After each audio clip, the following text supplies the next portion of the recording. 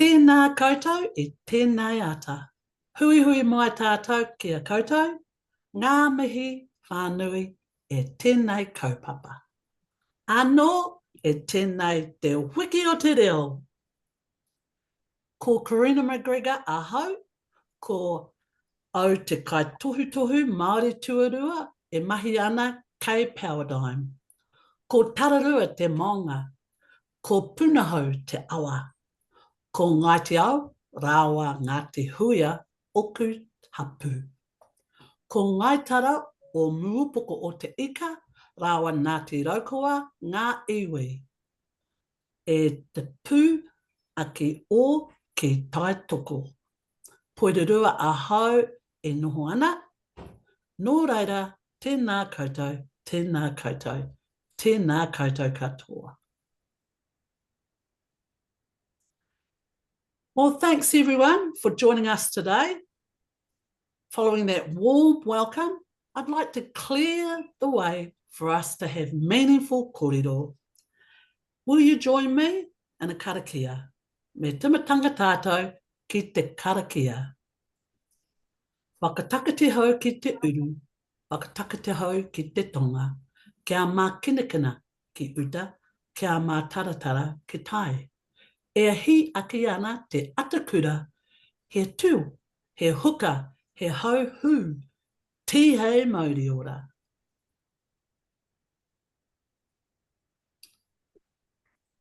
Well, welcome again to our webinar, and just want to tell you a bit about who we are. We are Powerdigm.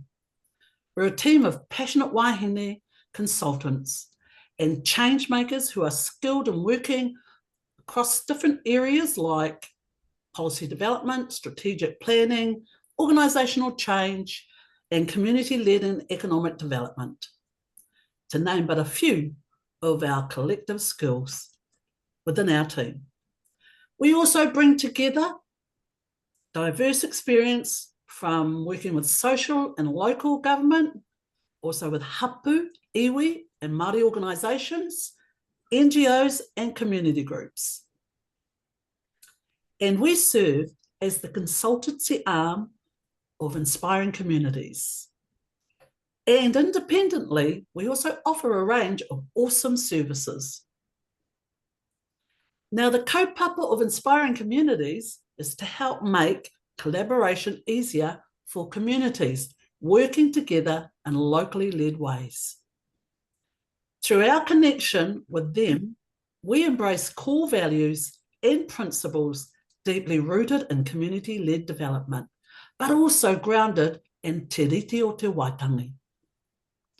Together we champion and nurture locally driven change because we've seen how it creates lasting, meaningful solutions. And speaking of meaningful solutions, that's a nice segue for me to introduce today's topic. Tūhono Impact, a practical values approach to social impact. E whai ake nei, coming up next, and what we'll have for you today is we'll talk a bit about and cover the what, the why, and the how. But we'll be focused on the who, which is you. We're going to start with some context now. Why does this matter? What is behind the language? Terms such as social impact measures. And then we'll dig into the tūhono part, how we shaped it as a metaphor. We'll take a bit of time to wander through the elements of the garden, explaining how you can use the 5 elements in your mahi so you can explicitly define your impact. And we'll ask you a couple of questions along the way, just to get your thinking going about how this relates to your mahi. And we've set aside some time at the end of this to answer your questions. So remember to post your questions up in the Q&A link on your screen. That link is open right now, and you can do it at your leisure throughout this presentation. Also, I'm going to chime in every now and again with some questions that I'll pose to the presenters. We hope your takeaways from today's session create space for you and your team to reflect on what you've heard, offering you clarity about where you can get started and how you can connect to your mahi and your goals. So let's crack in. Joining me today on the webinar is Donna Provoost and Rosie Gallen. Morena korua. Kia ora. Can you both mihi to us as a starter and then climb straight into your respective presentations, and I'll come back during the presentations. Korero mai, Donna and Rosie. Great. Tēnā koutou katoa. No Canada o ki te puna, ke whanganui o tāra o he noho ana, ko Donna Provoost aho. Pleased to be here today with you. I'm Donna, the director of Powerdigm. And as Corrina said, that's the research and consultancy arm of Inspiring Communities. I'm an economist and originally from Canada, you might have picked that up, where I've worked in community economic development and social change. But for more than 20 years, I've been here in Aotearoa, and I've been involved in public sector across policy, social services, and well-being issues. I've also been involved in inspiring communities for the past decade in a voluntary capacity on the board, as board chair, and so I'm very embedded in the kaupapa of social impact that we're going to discuss today. So tēnā koutou katoa. Over to you, Rosie. Kia ora, Donna. Tēnā koutou, tēnā koutou, tēnā koutou katoa. Nā mihi nui ki a koutou katoa. Ko whitireia te maunga, ko titahi bei te moana, no porirua ahau, ko Rosie Gallen toko ingoa. My name's Rosie Gallen, and I'd like to introduce myself through a kete, a harvest basket. Each of us carries different things in our kete from the mahi we've done and the journeys we've taken. In mine, there's over 25 years of working alongside communities in housing, community development and social services. And more recently, my PhD research on how practitioners and communities in public housing make change visible. My kete also holds lessons from the things that didn't always grow as planned. Today I bring this kete into our shared garden, He Mara Mahi Tahi. And I'm curious about what's in yours, the stories and hopes you carry that make our collective harvest stronger. Back to you, Donna. Great, thanks, Rosie. And so just to kick right into it, I'm going to provide some context today about why we're even interested in social impact measures. So first of all, government. Well, government's focus on social investment has put a spotlight on data and other evidence to track, monitor, and report impact. The Social Investment Agency is focused on developing advice, the investment fund, tools for government agencies, and the Regional Data Explorer, just to name some. And you can check out their website for details about what they're doing. But all of this is intended to embed a social impact approach into our systems. The philanthropic sector also want to know they're making changes that are having the greatest impact. In a quote in the recent Philanthropic News edition dedicated to social impact, they said, "You have to understand what change you're trying to make and what kind of change it is you value." And I think that's a great perspective that the philanthropic sector bring to this. But sharing your impact's not just about funders. It tells a story for your stakeholders, your board, your community, about how efforts you're making are contributing to the changes we all seek. So being able to share your impact is not just a nice to have.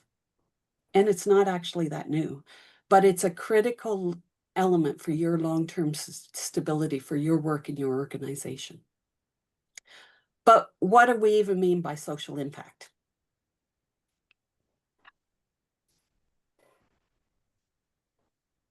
So social impact is a positive change that improves people's lives and well-being in their communities. It's about making that lasting difference in communities by addressing important challenges. It can include the measurable changes, and in this case, the above the water parts of the iceberg about better health, more jobs, safer communities, higher incomes, as well as some changes that are harder to see, but are the long-term improvements that strengthen our communities, like connection, belonging, manakitanga, agency, and hope. Describing these parts of social impact is about making the invisible visible. So Donna, I've got a question here. Mm. Are these invisible elements critical?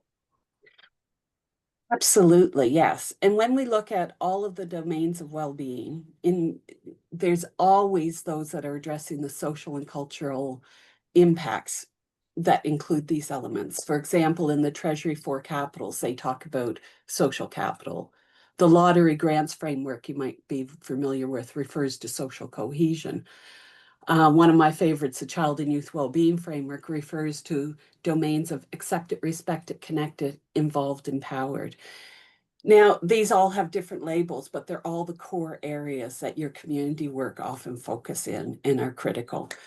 Sometimes they're referred to in your work as co-benefits of a program or service.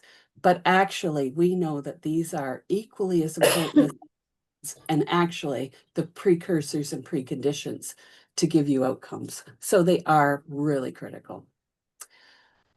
But we all need to understand social impact in the same way. So are we talking the same language, or is the language we're using part of the problem? Let's think for a moment about some of the key terms that we often use. Now, I ask you, if you want, you can jot these down on a piece of paper or write these in the comments. Just what comes to top of mind when you think of these things. So first of all, let's think about value. What is value? What comes to mind when I say value to you? Is it what matters, or is it how much something costs? We often use these for both of those. And we know there's a strong cultural dimension to this. Corrina, do you agree that how would you see this in a cultural way from a Māori perspective? Yeah. So Māori concepts of value centre on collective well-being as opposed to self-interest. So that might be slightly different to what the funders look at. I'm not too sure. And I guess the key to this is really think about what we mean by it, what someone else reading it might mean. Are we on the same page? Let's do the same, like for investment. How do you define investment? Think about that. What often comes to mind first is the financial input. But what about the effort extended across many dimensions and the capability and capacity that's needed over time? So that adds a whole different dimension to investment. And then when we think about impact, when we just say, what impact are you having? Is that the cash return, or is it your change in status? What's really important is the different disciplines, professions, institutions, organizations, we all use these same words, but we could be talking across each other. So we need to make sure when we do use them, we're clear what we're meaning. That means we need a shared view of what we're trying to achieve and measure. Yeah.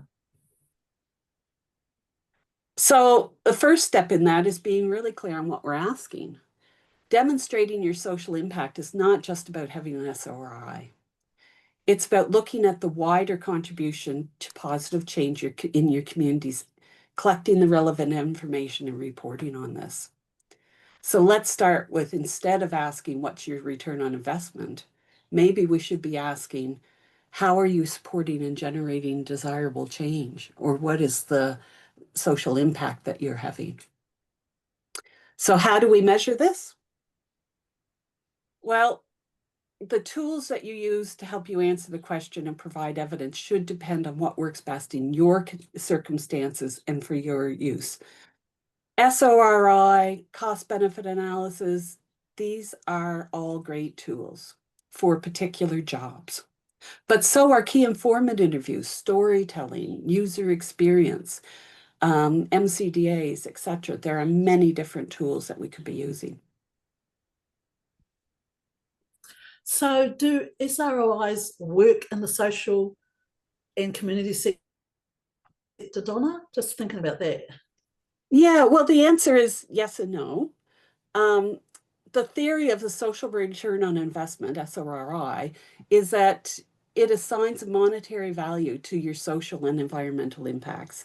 And then you can compare that to your investment to say, for each dollar invested, what is your return? So it monetizes your outcomes. In practice, SRIs use estimates of impact from previous research. They select the most significant indicators where data is available and can be monetized. And it tends to ignore some of the indirect and complex impacts, which in the community sector are some of the most important things. We know that SRI works best when it's comparing investment options of similar nature, where there's tangible outcomes with a very direct attribution, where there's compelling research like randomized control trials or IDI data. Things are achieved over a short term, et cetera, and they can all be monetized. So that's when an SRI works really well. What we know, though, is in the community sector, the types of work in community social sector often clash with that, in that it tends to be indirect contributions over longer time periods, a range of outcomes that are undermeasured and hard to monetize, like confidence, belonging, agency. And we don't always understand the full extent of the investment. We're only looking at the monetary investment. So it's not to say they don't work, but they can also give a good picture as to why and the understanding of your social impact. But if you're not using an SRI, I think it's important to think, what will we use? So Donna, just before we go to that point, Yeah. can you give our listeners an understanding about we're using abbreviations here, SROI and social return on investment, yeah. MCDA? MCDA is a multi-criteria decision analysis tool, Thank which you. takes a values-based approach to rating. Thank you, Donna. Okay, thanks. So there are lots of different tools to use, and there's a range of information about how you should do this and measures available. In fact, because there are so many, that's one of the reasons we developed Tūhono Impact, is to try to simplify the process for you, to pick out the key examples, to give you a guided tour through this vast amount of information. So there are clear steps that we can all take to collect relevant information, track our impact, share our stories. No one is expecting you to be an expert in evaluation, but you are an expert in your own work, in your own communities, and that's really important to bring into the work. And I actually believe if we all have consistent and rigorous approaches that we start to use and talk about the things around the contributions we make to some of these invisible elements, we can actually influence the system and the acceptance of these approaches.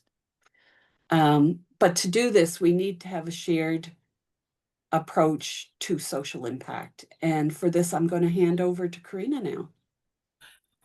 Tino kino te pai, Donna. That was really great. Some really good stuff there.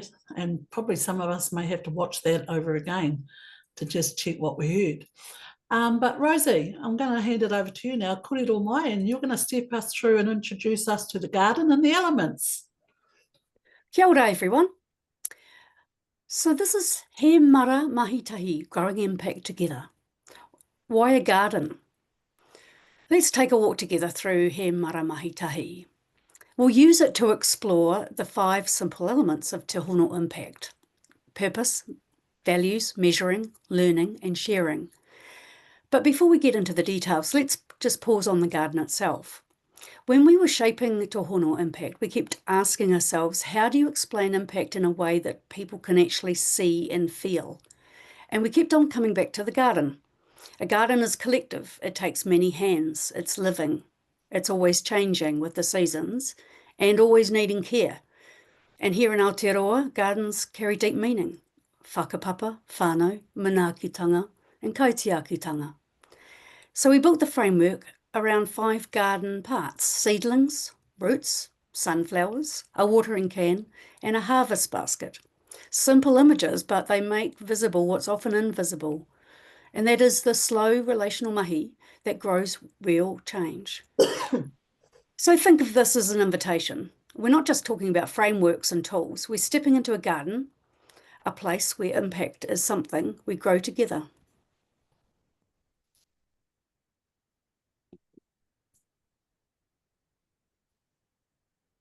So the first element is, what's your why? So this is about purpose. It's about being clear about your kaupapa. It gives direction and keeps your mahi grounded. For example, I think of a youth group in Tamaki Makaurau who said their why was really simple. Every rangatahi should feel confident and connected. Or a rural sports club where their why was keeping kids active and proud in their hometown. These short statements tell you everything about what drives their mahi, and you can immediately see how they connect to bigger wellbeing goals like youth confidence, belonging, health, and community pride. If you're not sure where to start, we've got a Defining Your Why worksheet on our website. So he pātai, Rosie, how can the Defining Your Why worksheet help the people here today? Well, the worksheet is just a really simple tool to make your kaupapa visible. Lots of groups carry their why in stories or in their heads, but it isn't always written down in a way that everyone can share.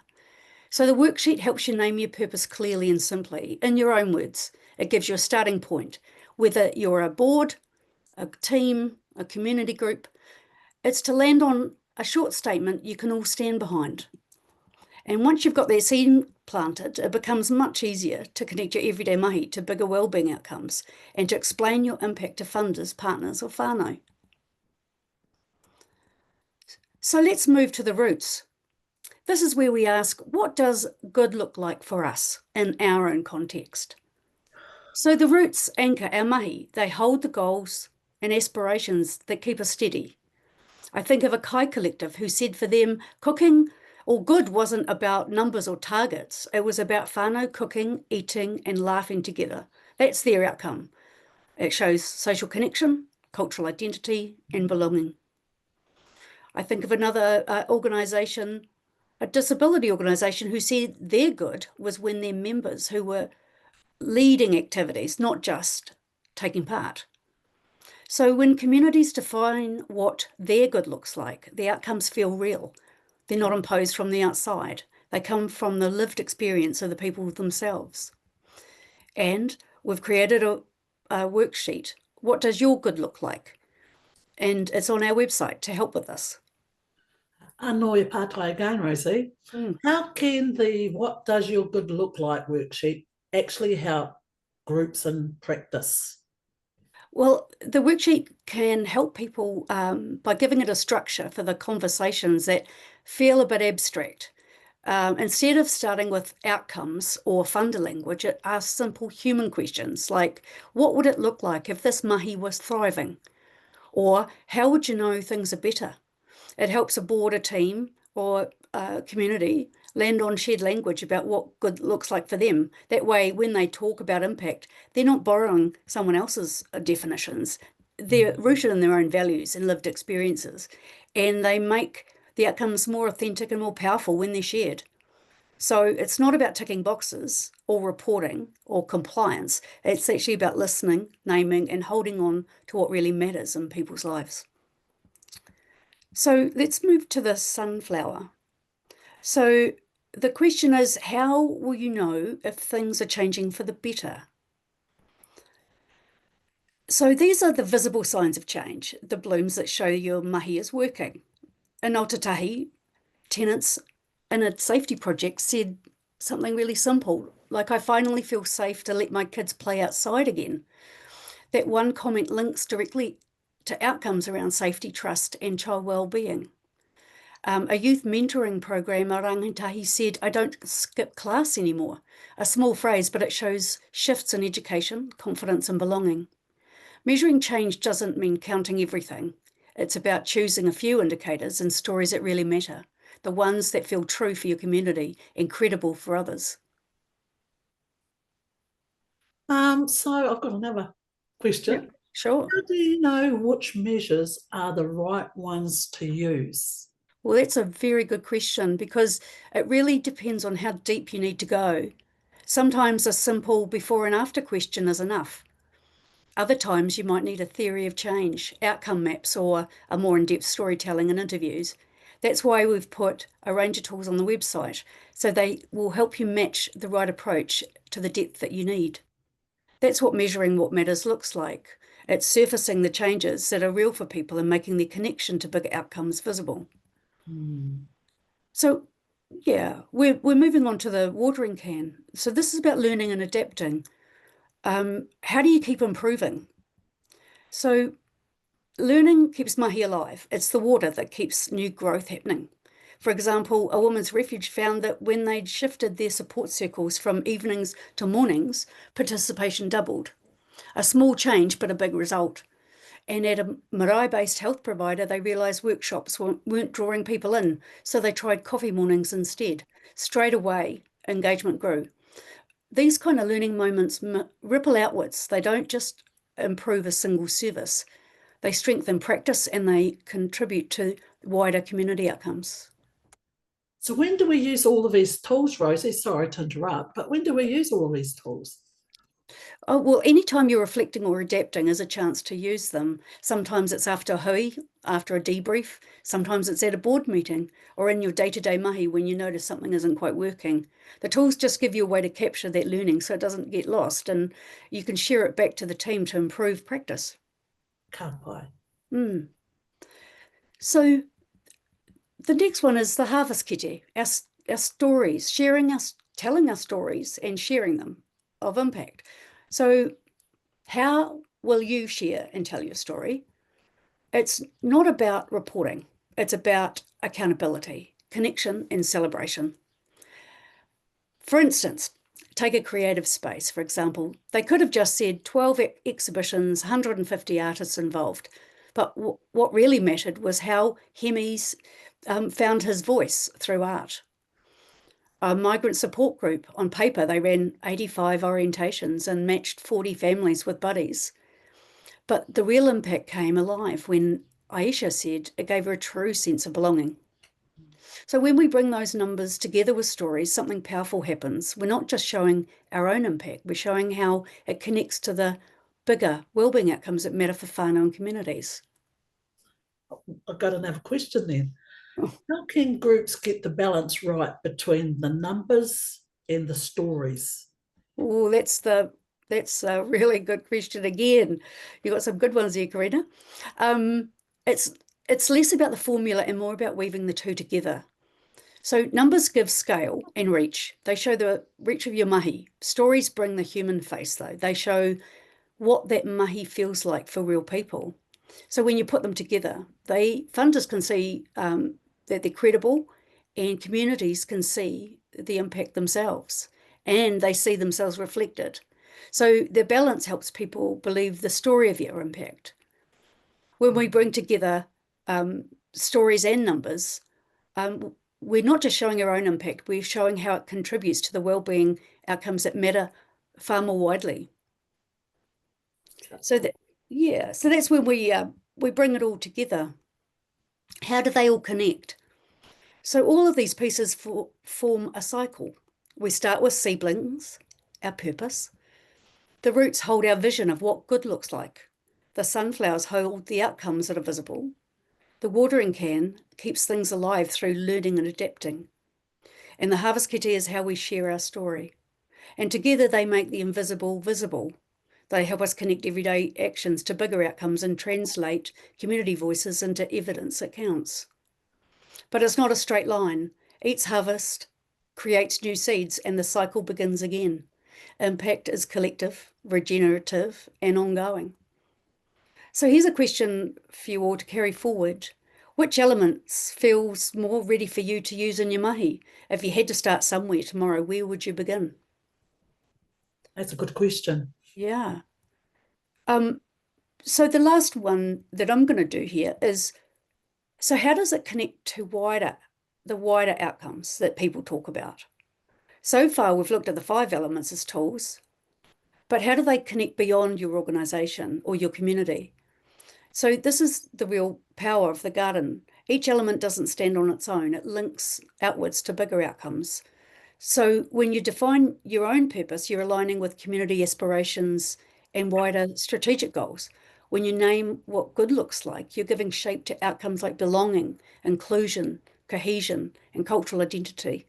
When you measure change, you're showing progress in areas like safety, education, and health. And when you reflect and adapt, you're building resilience that strengthens both your organisation and the wider system. And when you share your impact, you're not just reporting, you're building trust, accountability, collective learning. So this diagram really is a reminder. Every element you use in your day-to-day mahi collects upwards and outwards. Together they show your local actions, how your local actions contribute to the bigger picture of well-being in Aotearoa. That's really impressive, Rosie. Just reminding everybody that we've got plenty of time now. We're going like the clappers here because we're going really well on time. So we've got a few questions that people are asking, putting together. I'll try and get some really good ones out of the Q&A, but I'll just start with one that I've got, and it's for Donna.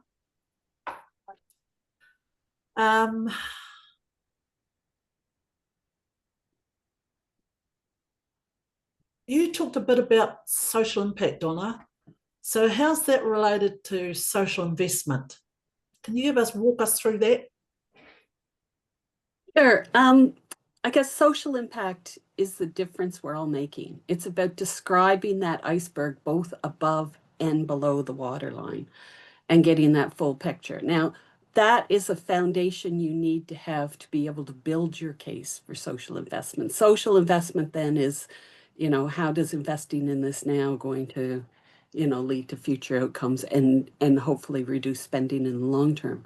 But really, the social impact is if you don't have that and you don't have that full picture of understanding all of the impacts you're having and all of the contributions, you're not going to be able to build a full case for what good the investment will achieve out of it.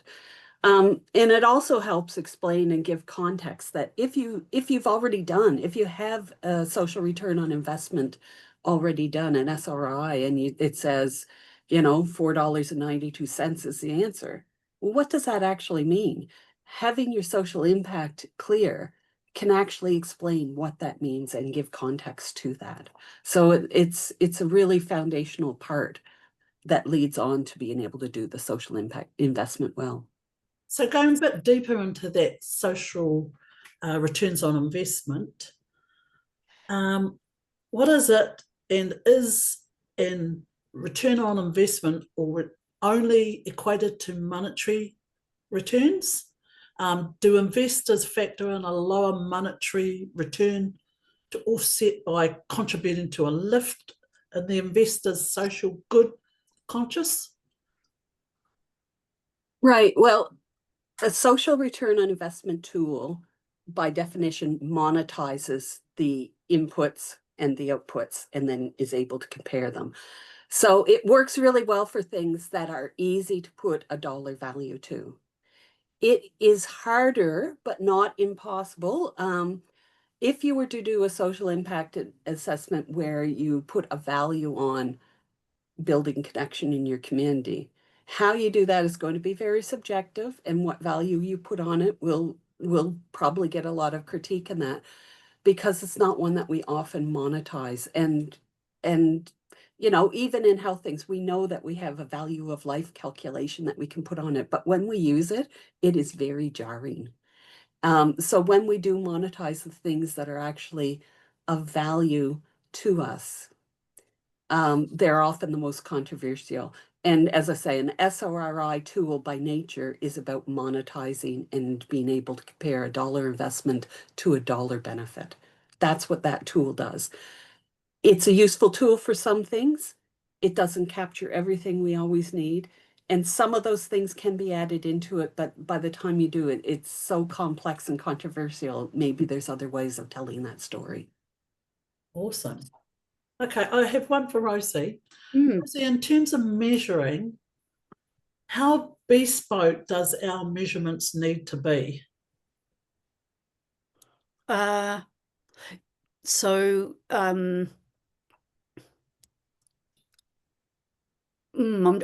just trying to understand the question. Really, you need to be measuring what matters to you as a your mahi. So it is absolutely bespoke, yeah. And where it becomes more interesting is how your own mahi contributes to the wider outcomes that Treasury and people like that measure. So it's not just that you're making difference to, you know, people in your local community. You're actually benefiting in the wider sense of making your community safer. You know, the education, how we educate our people. You know, all those actions and collective mahi actually contribute to the well-being of Aotearoa. So that's, but you start with yourself, yeah. You know, you start with just, you know, what matters to you, what matters to your community. That's what you should be measuring. And then just linking to what others do is, yeah, you know. Yeah, I was just going to add to that and saying it's not to say that the outcome measures for those different things and that we have standard measures both at national and regional level for a lot of data that you could link to. But the important thing is, as Rosie said, how do you link your efforts and contribution and talk about how you're contributing to some of those outcomes, and how you do that initial thing might be quite bespoke. But there's still a lot of great tools out there. It doesn't mean you have to create them all. And what do funders accept or don't accept? Do they accept these kinds of measures that you've just mentioned? I think that I'll just start and then you can add in, Rosie. Sure. I would say that we have an opportunity now. A lot of the focus right now on measurement, contracts, social investment is really on the very large mega service providers. And we actually have a little space and opportunity now to get our act together and to be consistent in how we start to talk about our contribution to elements that are the invisible parts of the iceberg. And if we do a better job of that and consistently say, actually, no, we understand what changes we are doing and working, that I think collectively we have an opportunity to kind of challenge and reshape what some of the funders might be expecting. If we go to them quite confidently and say, no, we actually understand our work and what we can achieve. Here's how we're going to measure it. I think that there's a lot of room for that to influence and change the system. Cool. You might have a different view, Rosie. No, I pretty much share your view there. I think when you show profound impact, it's made up of numbers and stories. It's putting a human face, actually, you know, showing all the mahi that's going on and how you're changing people's lives and changing your communities. Can't just be shown through numbers. It's just not how we work. It's not how humans operate. We need to connect, you know, people to people, and funders understand that too. Mm. So there's a bit of kōrero happening, and it's around the balance, and because I'm hear what you're both saying, but it's around the balance that the requirements of the funders with our kaupapa, with the organisation's kaupapa, and what they want to measure.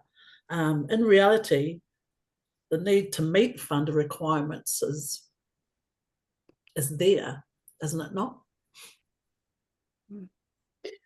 I mean, that is a reality, but I think that we also have a role in not just being a passive recipient within the system of that, and accepting that we need to push back and say real change takes time, that these contributions to real change are really important. And that's where, you know, I was talking about hope earlier, how the steps that we do to help encourage and raise and elevate hope within the communities and with the people we're working with is actually quite critical. And how we do that over time will be what is the precondition needed to get those other outcomes you want. So jumping straight to an outcome, it's like we could really, you know, create a rod for our own back by just over-promising the things that we can deliver. There's also a lot of things that can influence an outcome that we'd have no control over. Yeah. I use the garden metaphor to say, well, you know, what if there's an external weather event and washes out your garden? What about your outcome? So then you'd say, what if there's a big change in social housing policy that makes your client group in a much more vulnerable position? How does that change what you were going to do and what you've promised to do? So I think being really clear on what your contribution to an outcome can be, and reminding the funders as well that there are a lot of external influences, there are a lot of things that you can't control, and how this is foundational things that you're doing over a period of time. We still got to push back on it. Yeah. Can I just add that numbers don't show complexity, whereas stories of impact do. They they show, you know, there's lots of complications and you know, experiences that people go through, and communities do too. And yeah, numbers don't show that. So that's why I'm a fan of the mixed, you know, mixing it up, numbers, but numbers only given like an indication, whereas stories actually explain. And you know, yeah, they explain, they more than describe, they explain what's led to the change. Yeah. Yeah. So if I went back a decade or more, I would say, like, in the public service, it was very fashionable to say, what's your killer fact? What's your killer fact? Where's your graph? But they didn't want it just the graph. What they wanted then is the little narrative story that went with it to make it real. And I think we're just evolving in the way that we talk about the outcomes over time. Sure. So I'm just going to address this. A lot of our people are commenting on there on how can we look at the worksheets? Can you show us some more examples on the worksheets, etc.? And I just want to remind the audience that this is fairly an overview of our concept, but we will be digging into the worksheets when we offer some workshops, and you'll hear more about this at the end of it. So for now, this is just an overview. And for some of you that have been to visit our website, you can see all the array of our worksheets on our website, Tūhono Impact. Now, this is just a thought-provoking one for both of you, your whakaaro around this. When asking hapu and hapori what their good looks like,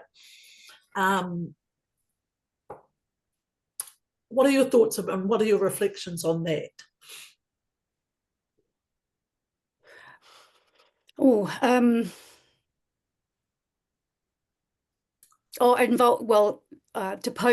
To quote Peter Kenyon, he's a guru in community development. Involve everybody, you know. If in doubt, involve everybody. So I think it's an inward reflection and it's an outward one too. So you decide as an organisation what your good looks like, your kaupapa, because you're going to have to deliver it, but you want it to be endorsed and supported and championed and by hapori and them to support you wherever possible. And a really good example I heard the other day was in a creative space group, you know, they wanted to deliver out to, you know, really rural areas, and they didn't have any, you know, there was no space, there was no hall, there was no, you know, sort of covered space, and so they pitched tents, and they brought their own portaloo with them. And I thought, you know, that's you know, really wanting to take it to their community who just couldn't get into town. So and then someone from the community came to their aid and actually offered them a space. And yeah, so it went, you know, from from pitching tents to actually having their own space for the time that they were there. So that's what involving hapu haipori. Yeah, that's what it looks like to me. Yeah. Mm. Corrina, can I go back to your previous comment about what some of these worksheets and that look like? I just want to bounce off that for a second. Is that all of this is available on the TūhonoImpact.ns website. It is all free for use. It's available for anyone to go through, use the materials, use the websites, look through the different links, examples, etc. This is for people to use, and it's put out there, as I said, free of charge.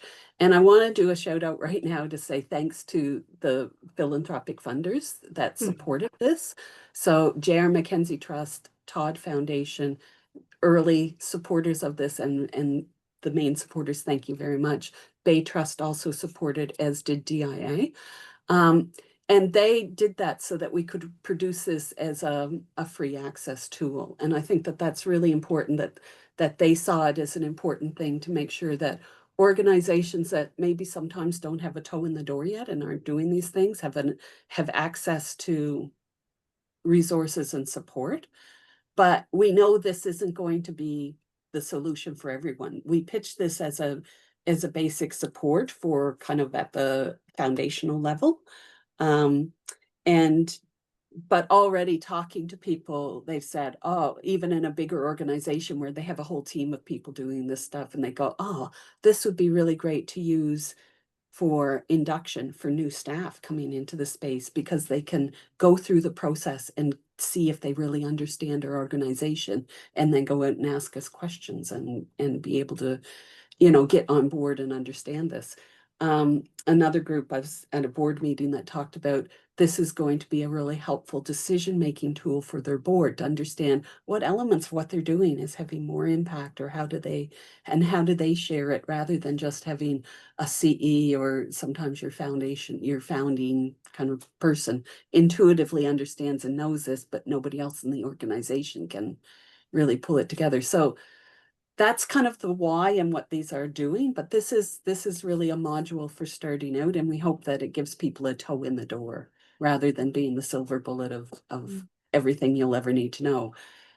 And the final thing I'll say on it is about, we set it up more as a do-it-yourself process, but like any do-it-yourselfers, you can probably go in and rip up some carpet and paint a few walls, and that's great. But if you come to the point that you need your plumbing or your electrical fixed, please call the experts and get help. So maybe this will help you narrow down and understand the areas that you need to call the experts in, rather than, and it will help you be a better consumer of any services or supports or tools that you do purchase. So I just want to make sure we put that in there. Thanks. Can I just make a point about, there's also what we've called the tool shed. So that's all the links and to toolkits and processes that all our, wonderful community development partners around the Rohi have done. So they're, free to access. I think Social Link and Tauranga is one, example. Inspiring Communities have done some wonderful work. So we've put the links in there, as well as some overseas examples as well. And there's some case studies as well. So people who have already shared their story of impact, you can click on some link to see how they've defined their purpose, or, describe in their own words what their good looks like. Now, thank you for sharing all of that, Donna and Rosie. I've got another question. I've got some questions coming through. Donna, this is probably for you. Why do you use the language of measuring what matters rather than tracking what matters? Measuring runs the risk of narrowing us too soon on numbers. Do you agree with that, or do you want to elaborate on your response? I don't know. I like a good alliteration. Measuring what matters just rolls off your tongue. That might be part of it. And we do need to, I get the tracking, but if you're tracking, you're still you know, there's still a measurement element in there of where were you and where you're progressing to. There's still a measurement element. It's not necessarily all about numbers. It's about communicating the change and measuring and progressing your change. So that can also be part of your storytelling and that. So yeah, one, maybe it's just alliteration. No, this is not all about numbers. This is about the combination of how you tell those stories and how you are able to, like, I just keep going back to the iceberg. If that iceberg is your full change, and the parts above the water are those that are easy to measure or that we have data and indicators, it's the parts below the water that are really important to talk about how do we know we're making a difference within our community. So if we're trying to support pro-social behavior for our rangatahi, what are the indicators? How would we know? Is it because they're attending school more? That would be a number. But if it's about that they feel more connected or they've made friends, that's going to be a little different to say, but it's still really important. Yeah. Can I just say that also there's measuring tools for stories. So I'll put a plug in for something I've used called Most Significant Change, where it's very much around people's own storytelling, and gives you a clear indication of their change process. But it's done in a, quite methodically. And funders, I've seen funders love it, in terms of, because they can see how it fits into the bigger picture of what the change that they're trying to make, whether it's inclusion or, learning and development or cohesion, whatever, but how someone's individual story or hapori or hapu story actually fits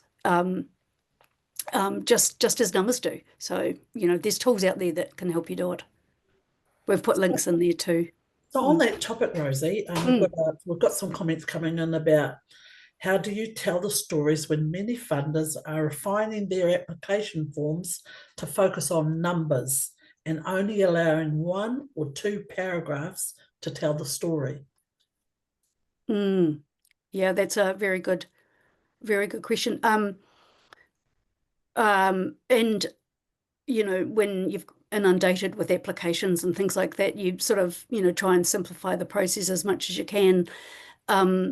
However, it is worth doing it. It's worth encouraging funders to take a step out and actually look at the click the link, see the TikTok, see the the social media, how many followers you've got and whatever, because they tell a story too.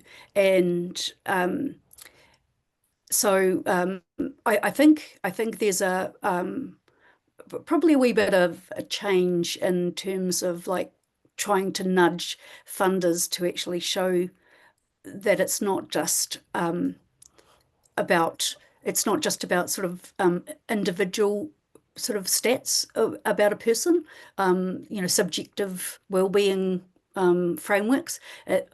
We're moving to more embracing actually relational and collective and community well-being, and it is more difficult, I have to say, to show in terms of in a funding application, but it is a very valid and in other parts of the world very clear about that these methods work. Participatory storytelling actually works, and I think we're just maybe we're a bit behind the 8 ball in terms of how we are responding to communities from a funding perspective. Yeah. And this one is a wee bit talking about systems change. So what's the best way to influence and work for systemic change, which is often the cause of social issues? Wow. Yeah. That's beautiful. Yes. Well, this would get me into the fact that, a lot of our interventions are just about ways of addressing poverty and inequality, but and I think understanding those elements is really important, and but also knowing the limitations of how far we can push some of those in different political environments. I think that one of the important things around some of this is continuing to stress about the long-term sustainable difference, and that we know that what will make the most difference in the long term, and continuing to talk about how we're contributing to that rather than just checking the box of the widgets that have been asked for. And I do think that we're part of the system. We're not just sitting back looking at it, and our activities collectively can make a difference in shifting and changing this. So we can collectively have a movement around sharing the social impact, describing the full iceberg, saying how the bottom part is actually critical to keep it afloat. That if we consistently share that and push back on it, that we as community and social sector have an opportunity to reshape some of that as well. So we don't have to just be passive takers in this. We should be really confident and understand what our contributions are, how they contribute to that long-term outcomes and the systems that we want to change, and keep pushing for it. Yeah, I'd agree with it, Donna. I'd also no, we know that actually lots of these our groups out there participate in the democratic process all the time. They make submissions, and they lobby, and they talk to their MPs, and they talk to their local councils about things, that change that they've noticed, and or how to reverse some negative change. So I guess it's ensuring that it's not just surface level issues that that we respond to. It's surface level plus what's causing it, and causing it, well, then what will help change it, and what avenue is the best response in your own position, for instance, that you can take to do something about it. And so, that's often acting collectively on the ground, or hikoi. We've seen some amazing collective responses to poverty, or for instance, a treaty bill. 400,000 submissions went in for that one. I don't think I've ever seen anything like that. So it's also creating a groundswell, but also doing what's feasible for you. Yeah. I really like what you said about the democratic process we're involved in now with local government.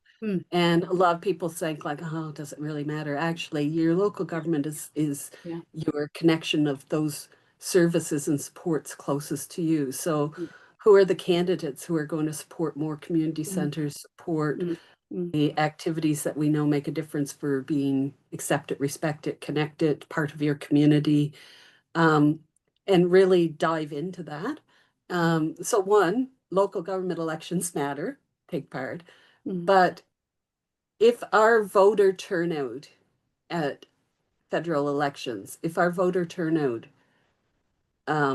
we had the same proportion of turnout across all socioeconomic groups as we do the elder and the wealthier, we would really change.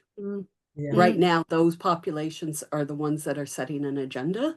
And, one of the reasons that giving under 16s the vote was, or giving the 16 to 18-year-old the vote was contentious, because then people would have to say, well, what would I have to do to make 16 to 17-year-olds want to vote for me? And that's a challenge. What would it look like if all of New Zealand sign up and vote, and they have to appeal to what we value as a wider community? Nice. There's your system change. Good kōrero here. And this question follows on nicely. Evaluation and research is important to understand impact and effectiveness and the road forward. but funding this is difficult. Mm. Any solutions? Both of you. Mm. Say the first part of that again, Corrina. I just missed the first part. Evaluation and research is important Okay. to understand impact and effectiveness and the road forward, but funding for this is difficult. Yes, it is. And being on the other end of, a grant or a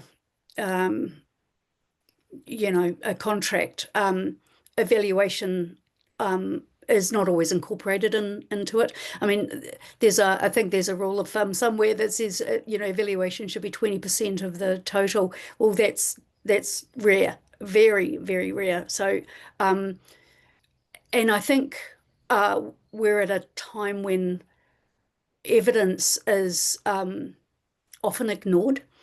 And I think we have a job to do in terms of educating, our politicians and the people who fund about actually, well, evidence matters. Evidence research actually tells us what's really going on. So, we need to do more of that. So, yeah. A couple things to add to that is that research and evaluation doesn't have to be a big ticket item that you do at the end of something. That, and this isn't new, and nothing in Tūhono Impact is new. This is just repackaged in a simplified way that you can actually do it. And in many ways, like 20 years ago, I was doing participatory evaluation work, and that's what this is. It's helping you to do the work in a very cost-effective way of gathering the evidence and research about your own effectiveness and your own programs. So that contributes to the full picture of your evaluation. And yeah, so that doesn't have to be a big thing that like swamps everything else. Your tactics in being clear about your progress, what you're contributing to, how you know that, why that's rigorous information, that stands up, and that's important as well. That's good. That's good. So here's another really good question. Should reviewing the social impact of an organisation come from the operational side, such as the coordinator, or should it come from the board? That's a good question. both. Yeah. Both need to understand, but from different perspectives. That's what I would say. I mean, the board set the kaupapa, they're the original founders probably. They hold the I guess the original purpose of why a group was established. Whereas the coordinator, the people on the ground, they do the kaimahi, they do the work, they carry out. So both need to be involved. Yeah, and it should never be one person's job to do this, because your board should actually be where the seedling is coming from, your purpose, your intent, your vision. And they should also be like having that learning and adapting coming back through them and making decisions on the what and their kind of theory of change work. But yes, you're going to have your coordinators and your people on the ground actually understanding and seeing and bringing the examples and stories to life. I'm really loving these questions that we're getting from the audience. I've got a really big one to ask, but I'll ask this one, which might be quicker to ask, and then I'll get to the big one. Are there some tools to help measure return on investment? Is there anywhere we can get support to do this? Good question. And to learn about it more. Donna. There are people that you can pay thousands of dollars to do that. There are certainly people to do that. And as I say, that will be a process of monetizing your benefits and going through a process. If you do that and go down that pathway, what I would say is what you should be getting is a full comprehensive report that tells you the assumptions behind all of those measures. And it should enable you to take that information and update yourself and refresh and contribute to it. You should be getting more than just a number and, you know, a couple pages of signature. You need to make sure that what you're getting is fully transparent and that you believe the assumptions that have been made about your work and that they're credible. So yes, there are ways to do this. It is a technical exercise that you should have someone that's been involved in econometrics or economics that is certified, signed off, and knows how to do these things. Yes, you can do them. And there are people in New Zealand that do them of a range of different qualities. So this is like anything, you need to have a buyer beware and be sure that that's the right tool, that it will give you what you need for your particular mahi. As I said, the understanding and sharing your social impact is a really important element to be able to go through and make sense of a return on investment report, because it on its own may not, you know, just coming up with a dollar value of a return may not tell you enough about the why and the how and the who and the real context there. Yeah, can I just say that we've got an explanation of SROI on our website. It's in the measuring what matters in the sunflower element, and it explains what SROI is. It doesn't teach you how to do it. It just explains how the process works and what you can, what it will try to explain to you. And in the toolshed, we've got some links to websites that try to, you know, give you more information, more process-orientated questions. But we're not going to send you to private providers or anything like that. And I will say that in my past life and things as an economist, I have done SROIs and that, but I actually feel that for the majority of work within the social and community sector, that I don't believe that I would use that as the main tool. And so that's part of the reason that we're saying there's a range of things you have to do. There's no silver bullet here. And if a particular funder is saying you need an SROI for it, I would really doubt their understanding of that tool. But this is something that I'd go to the plumber or electrician for. It's a specialty skill to do this. Thank you.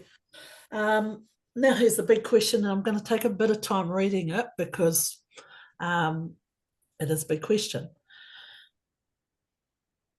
Are there funders out there who are already inherently get the importance of some of the more intangible impacts, benefits to social impact work that are showcasing that to other funders? I'm thinking also about a movement towards increased risk appetite and supporting innovation more and reducing requirements for constant reporting and trusting those receiving the funding to be empowered to try things and not be hamstrung with high administrative requirements. That's a big one, eh? Is there any unicorns out there we can find? Yeah, let's all go find a unicorn. It would be great. I would, again, want to say big ups to Jerry McKenzie Trust and Todd, because I think that they do an exceptional job in supporting social change and community change in a way that is, they've tested a lot of different things about how they can get reporting back that's not over cumbersome, but that they're not funding, they're, you know, I'm not trying to say so everyone go to their websites and fund, and because a lot of what they do isn't necessarily service delivery, or you have to see if there's a fit, but the things that they are promoting. And I've also talked to people within the movement of the community foundations who are looking at their, you know, how do they get the balance right? I know within the philanthropic sector, there's a lot of work being done to try to say, how do we get outcomes without being over cumbersome? So the philanthropic sector definitely are on with this for the most part, and are working on getting better. As far as funders as in government agencies doing this, I can't necessarily say I would spotlight. I can't think off the top of my head someone I would spotlight as best practice, but I would say there are some real pockets within agencies of people I know that are doing work and are funding work and trying to get things done. And sometimes they're trying to stay below a radar on this, who understand how complex social change and behavioral change, how difficult these things are, especially within, environments where there's a lot of challenges that people are facing. So there are some real pockets, but I don't have someone that I would say, oh, this is the shining light, go to them. Rosie, would you add anything there? Oh, well, I was just going to say the fact that J.R. McKenzie and Todd they actually saw what was happening in terms of, I guess, concern about what groups had their anxiety about having to spend a lot of money to demonstrate impact using, SROI in particular, and that's actually how they were keen to fund this resource, which is free for all organisations, so that it could actually respond to that anxiety. So I actually, big ups to them for, they heard and they responded, and now you've got a free resource, and we hope that we'll be adding more and more to that as well, because things, this conversation is only going to continue and get louder, probably. Yeah. Well, this next question then, we've talked about it a bit today in our presentation, but it relates to the importance for us to think about how we collectivise around changing the existing paradigm. So how can you balance the requirements of funders with your kaupapa and what you want to measure? In reality, you need to meet funder requirements again. But how do you? Collectivise. Collective impact. Donna, do you want to say anything about collective impact as a concept? Yeah, so collective impact is where, you have a shared vision goal, and that, organizations are working and all doing their pieces of the jigsaw puzzle towards that, and mutually trying to support each other in their work, understanding that none of them alone can claim attribution, but they're all contributing to something bigger. And being able to understand what your contribution is, I think, is really important. As far as like balancing that, I think that continue to collect and be able to tell your own story and your collective story of your agency, regardless. Yes, you're still going to have to jump through some hoops for a funder, and you're going to have to tell them how it links through to the outcomes they want to achieve. But don't change what you're doing if you know that's the right thing. Stay with your kaupapa, stay with your outcomes that you know matter, and then link them through and tell the funder why what you're doing is contributing. Don't veer off and keep, I know the pull to, oh, there's going to be a, funding for this, we should switch and do that, we should switch. If the firmer you are in your own kaupapa and how that's contributing to the overall goals that you want to achieve, that's what I would say is the important way to steady the course. Nice. And build a movement around that, and collaborate as much as you can with and learn from others and whatever within your sector geographically, but also within your sector of like-minded providers and community groups across the Motu. And there is some things happening, like the community constellation that Huie is leading, to give some more collective voice of bringing peak bodies within the community sector together. Like those movements can help elevate the sector's voice, I feel. Nice. There's another way of starting that process of sharing indicators. For instance, you can just take 2 or 3 indicators that don't, that you're already doing, and that, that there's many groups out there that are, have those same indicators. That's how you can show impact as well, is agreeing that these are the indicators. So you might have 10, for instance, and like 3 of them are shared. Well, that is starting to shift the needle a bit in terms of like seeing more of a shift than just one group. Yeah. So yeah, but it is it's not an easy thing to do, I just have to say.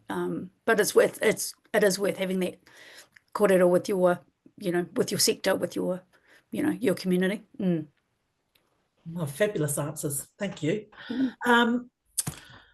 Here's another one. What are ways to involve frontline kaimahi and social impact work and decisions, as they are the key in the process, but often really busy and hard to involve? I know this, but kōrero mai. Rosie, can you give us your Yeah.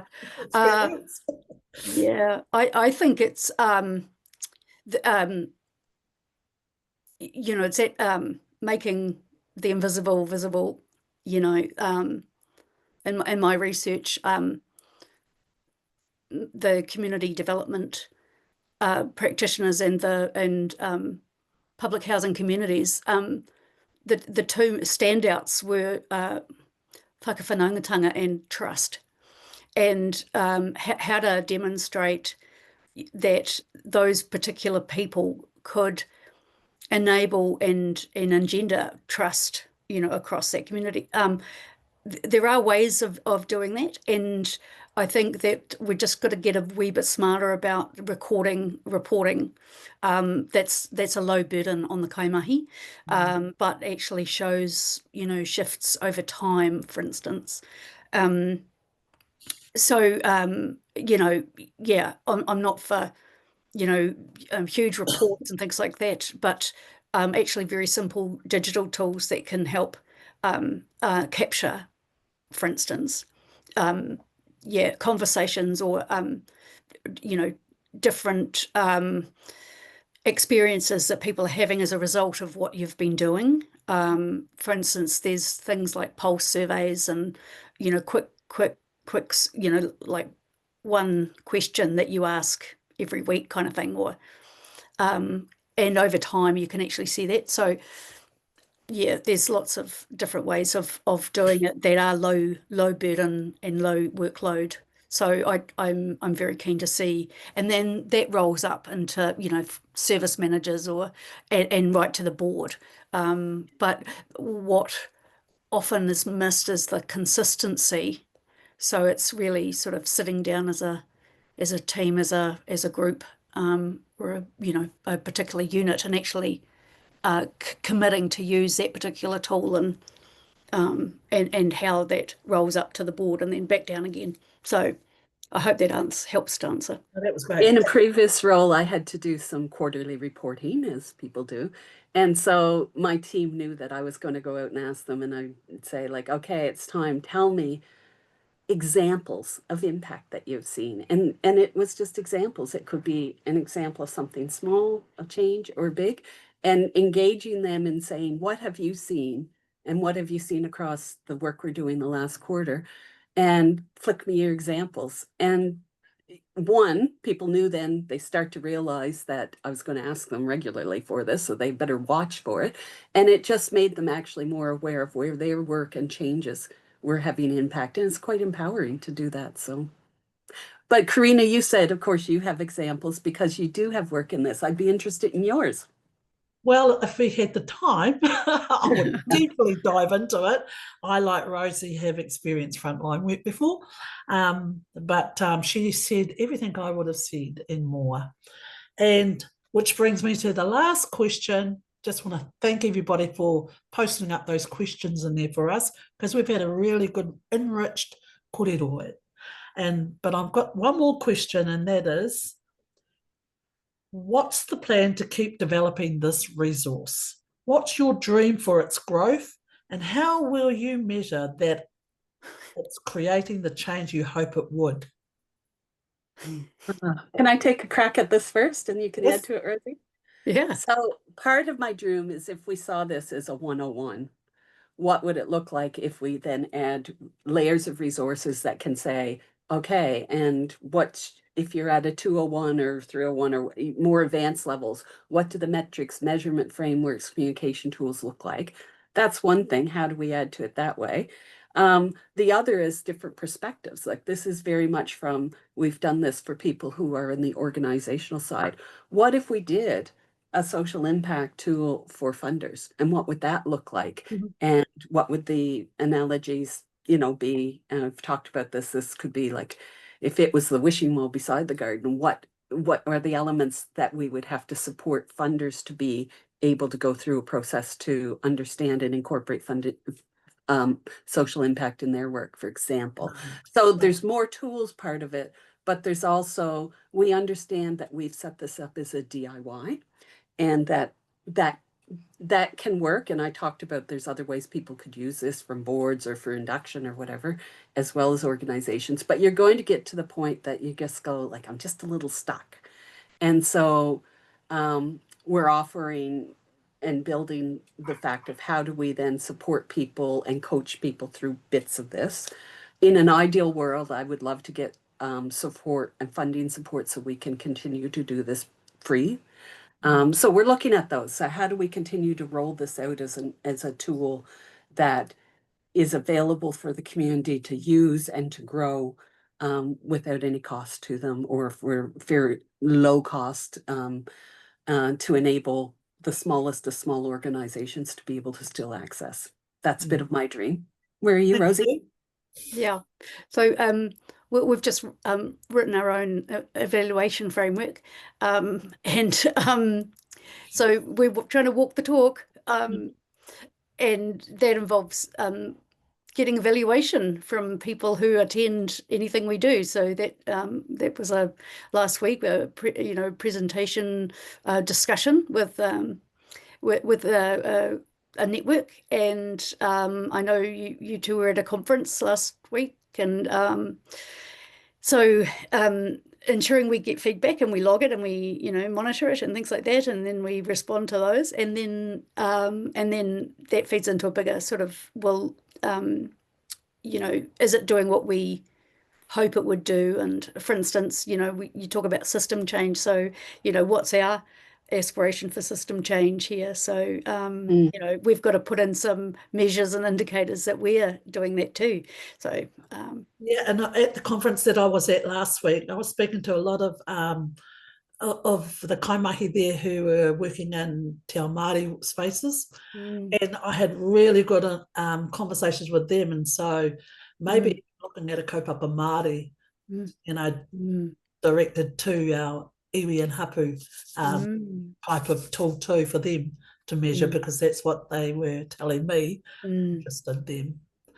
But thank you both. Kia ora for all your feedback. Ngā mihi, it's really great. And thanks to the folks that posted those questions. And that's really good for us to talk about what is also we've got in our future coming up next. And if we bring that slide up, we'll see that today's webinar was really just a taster, and some of you post a question there around how can we get access to or learn more about those worksheets. So we've got a workshop planned, online workshop planned, and we'd really love to continue supporting you further by offering you this workshop, and that digs deeper into those checklists and those templates that we were talking about, the tools, and how to put those 5 elements that we've been talking about also into action. So these workshops are, this workshop actually, we've already got a date for it, Wednesday the 5th, and it's in the morning, so we hope that's, everybody, I know it's going to be a morning session, I believe.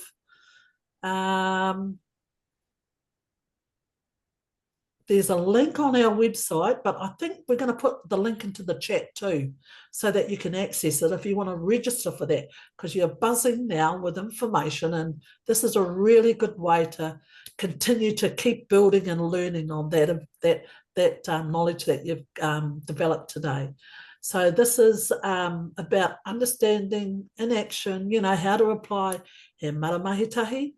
It's on the 5th of November, Wednesday, and it's a morning session. We've got limited seating, unfortunately, and that's due to the practical side of that workshop, because it is a couple of hours, and it should be an investment for you and your organisation as well. But it's working more integratively. You know, we're going to be working solidly on stuff, so we can only invite a set number.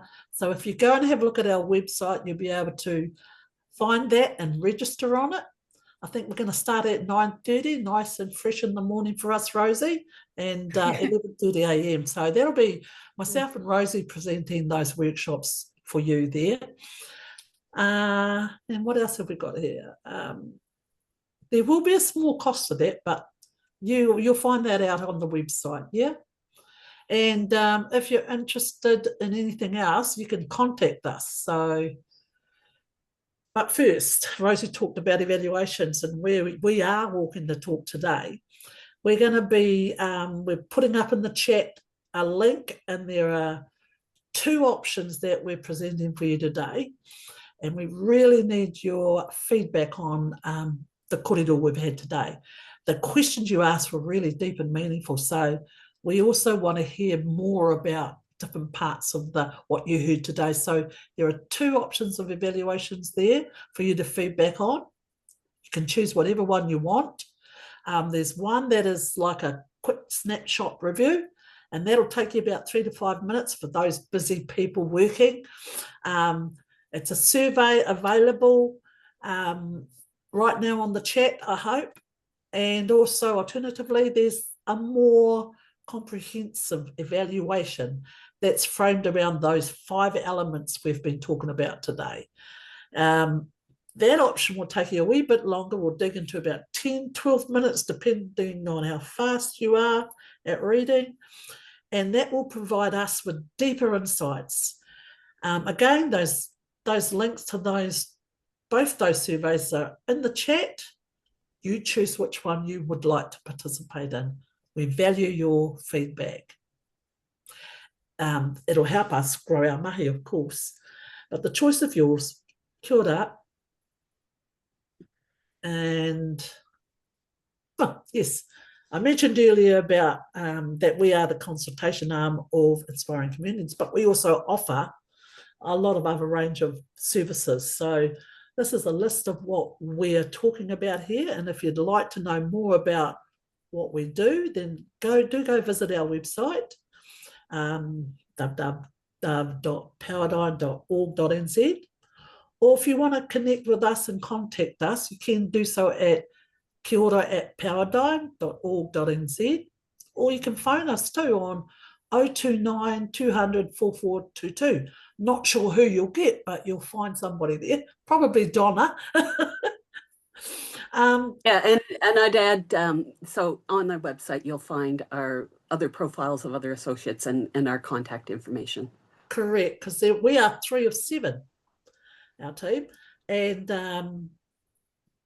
I should also thank, behind the scenes, we had Rachel Roberts, who's one of our associates, but also we had someone from Inspiring Communities, Lynette Holland, this presentation. So ngā mihi nui kia kōrua to you both. Finally, and Donna, you've done this already, but I'd like to thank our funders, J.R. Mackenzie, Todd Foundation, Bay Trust and DIA, but also to the generous partners who helped us design and share this mahi. Ngā mihi nui kia koutou.